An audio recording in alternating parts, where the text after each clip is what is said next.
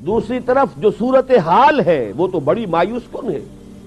ابھی میں نے عرض کیا 130 کروڑ مسلمان، کتنا بڑا رقبہ ہے زمین کا، سارے وسائل، ہر طرح کے منرلز، یہاں تک کہ آج کی سب سے بڑی قیمتی شے سیال سونا جو یہ تیل ہے، سب سے بڑے ذخیرے مسلمانوں کے پاس، اس کے باوجود عزت جس شے کا نام ہے وہ مسلمان کے پاس نہیں۔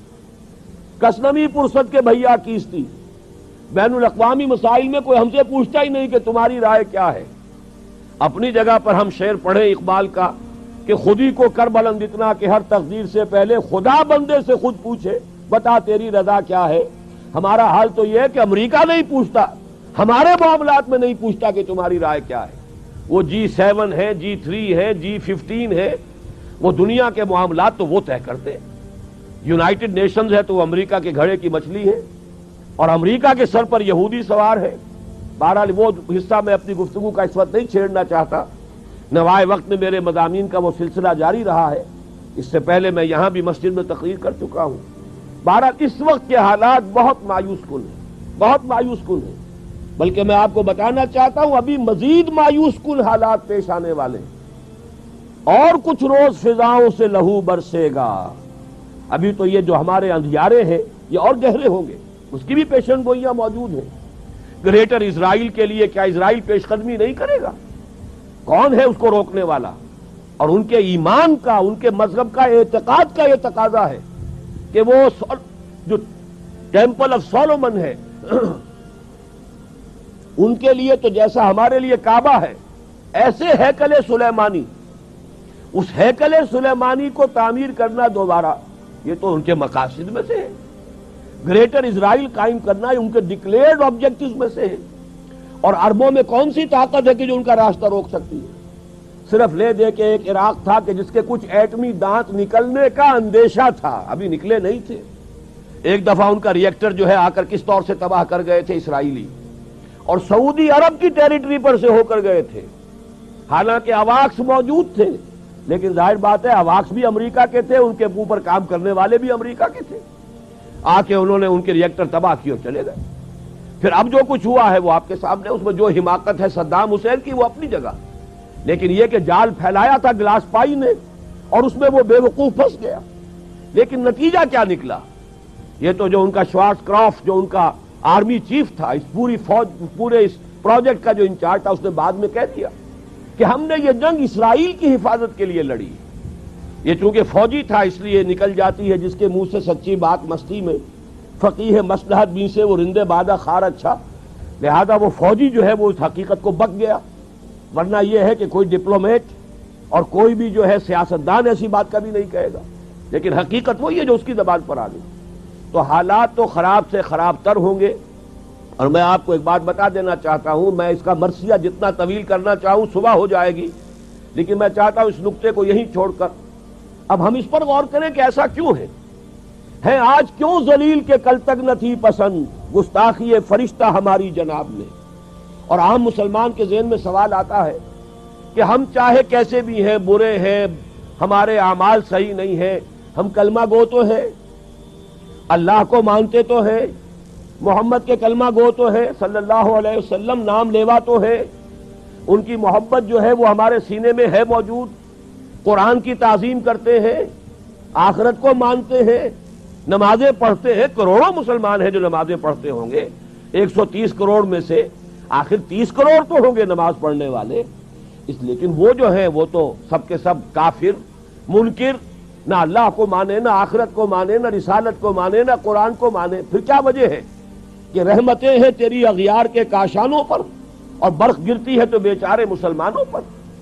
اس موضوع پر الحمدللہ کہ میرے مضامین نوائے وقت میں چھپ چکے ہیں، اور اب چونکہ وہ تکمیل کو پہنچ گیا، سلسلہ کتابی شکل میں بھی آ جائے گا۔ اللہ کا ایک قانون عذاب ہے، ایک قانون کے تحت ہوتا ہے جو کچھ ہوتا ہے، اللہ کا ضابطہ ہے۔ قرآن اس کے لیے لفظ سنت استعمال کرتا ہے، وَلَن تَجِدَ لِسُنَّتِ اللَّهِ تَبْدِيلًا وَلَن تَجِدَ لِسُنَّتِ اللَّهِ تَحْوِيلًا۔ اللہ کی سنت، اللہ کے قواعد و ضوابط میں کوئی تغیر نہیں ہوتا۔ اور وہ سنت کیا ہے؟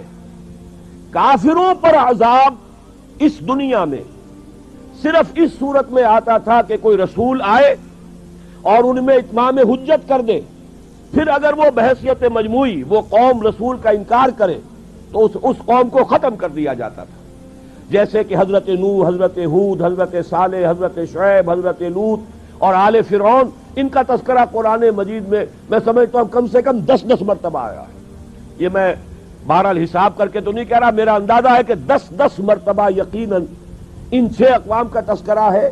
اور اس کے حوالے سے یہ قانون سمجھ لیجئے، جس قوم کی طرف رسول بھیجا گیا اس قوم نے بحیثیت مجموعی رسول کی دعوت کو رد کر دیا، قوم ہلاک کر دی گئی۔ صرف رسول بچا لیے گئے اور ان کے ساتھی اہل ایمان بچا لیے گئے۔ اب ظاہر بات ہے کہ اب تو کوئی رسول آئیں گے نہیں، لہذا اس نوع کا عذاب کسی کافر قوم پر نہیں آئے گا قیامت تک، اس لیے کہ کافروں پر عذاب کے لیے یہی قاعدہ ہے۔ اب جو عذاب آئے گا ان پر جو عذاب ہے وہ آخرت کا عذاب ہے، اصل عذاب تو آخرت کا ہی ہے نا، اصل زندگی آخرت کی ابدی زندگی ہے۔ یہاں تو کیا ہے، قوم نوح ڈوب گئی، ختم ہو گئی، 2-4 ڈبکیاں دی ہوں گی ہر آدمی نے، جان نکل گئی، عذاب کیا آیا؟ اصل عذاب تو وہاں ہے جو آخرت کا ہوگا۔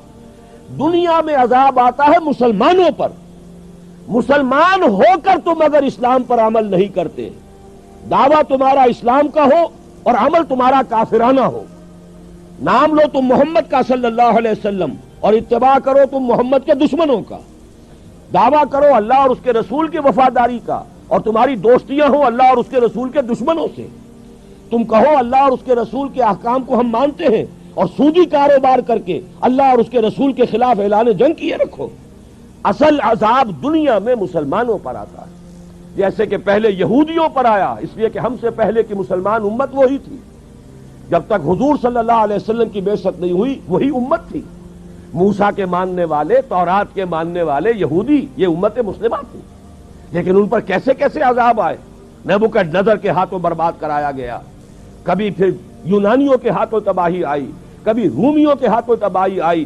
اس صدی میں بھی آپ نے دیکھا، اگر آپ بھولے نہ ہو کہ یہ صدی کے وسط میں ہٹلر کے ہاتھوں 60 لاکھ یہودی قتل ہوا۔ یہ کون ہے؟ اللہ کو بھی مانتے ہیں، حضرت موسیٰ کو بھی مانتے ہیں، تورات کو بھی مانتے ہیں، وہ تو مدعی ہے اللہ اور اس کے رسول کے ماننے والے، لیکن یہ کہ ان پر جو عذاب آئے وہ آپ کے سامنے ہے۔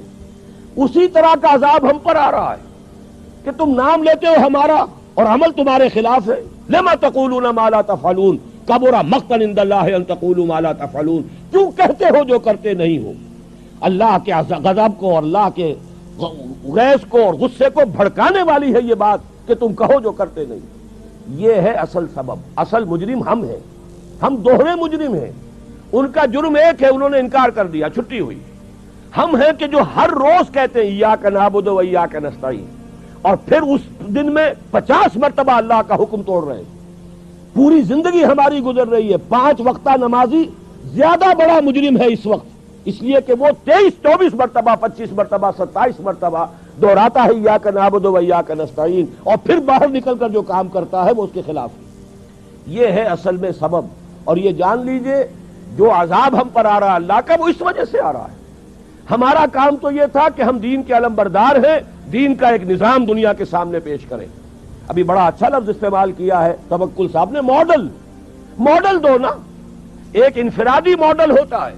حضور صلی اللہ علیہ وسلم اپنی ذات میں ماڈل تھے، لقد کان لکم فی رسول اللہ اسوۃ حسنہ، لیکن حضور نے صرف ذاتی اور انفرادی ماڈل نہیں دیا، ایک اجتماعی ماڈل فراہم کر دیا، نظام قائم کر کے دکھا دیا۔ یہ ہے اللہ کا دین، یہ ہے اس کا سیاسی ڈھانچہ، یہ ہے اس کا معاشی ڈھانچہ، یہ ہے اس کی معاشرت، یہ ہے اس کی فیملی لاز، یہ ہے اس کے اندر تمام قوانین فوجداری اور دیوانی، یہ ہے یہاں پر قانون شہادت، یہ ہے سارا نظام، دیکھ لو، ٹھوک بجا کر دیکھ لو، یہ نظام ہے۔